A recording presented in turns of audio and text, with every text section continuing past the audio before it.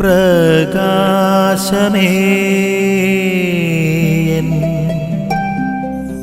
മിഴി തുറക്കുക വേഗം. മിശിഹായിലേറെ പ്രിയപ്പെട്ടവരെ, അന്ധന്മാർ എന്നും സമൂഹത്തിൽ ഒരു അധികപ്പറ്റാണെന്ന് കരുതിയിരുന്ന ഒരു കാലയളവിൽ സൗഖ്യം ലഭിക്കുന്ന ഒരന്ധൻ. ഈ അന്ധനോട് ഈശോ മിശിഹാ തന്നെ ചോദിക്കുകയാണ്, മനുഷ്യപുത്രനിൽ നീ വിശ്വസിക്കുന്നുവോ? അപ്പോൾ അവൻ, കർത്താവെ ഞാൻ വിശ്വസിക്കുന്നു എന്ന് പറഞ്ഞുകൊണ്ട് സാഷ്ടാംഗം പ്രണമിക്കുന്ന ഒരു അന്ധനെയാണ് നമ്മളിവിടെ കണ്ടുമുട്ടുക. ഈ അന്ധൻ നിയമജ്ഞ ഫരിസേയ വിചാരണകൾക്കൊക്കെ വിധേയമാക്കപ്പെട്ട ഒരു അന്ധനാണ്.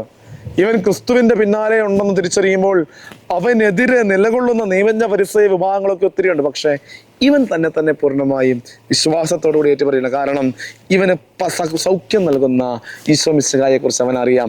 അവൻ്റെ അന്ധതകളെ മാറ്റിയ സൗഖ്യം നൽകുന്ന ഈശോ മിശിഹായെ കുറിച്ച്, സൗഖ്യം നൽകിയ ഈശോ മിശിഹായെ കുറിച്ചുള്ള ഓർമ്മകളും ചിന്തകളും അവൻ്റെ മനസ്സിലുണ്ട്.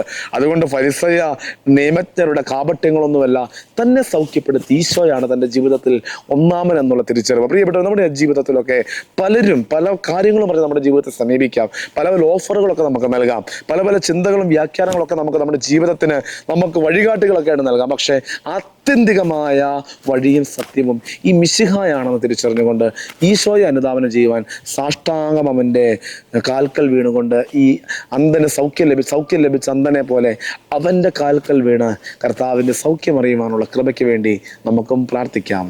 ആമേൻ. നിൻ വഴിയേ നടക്ക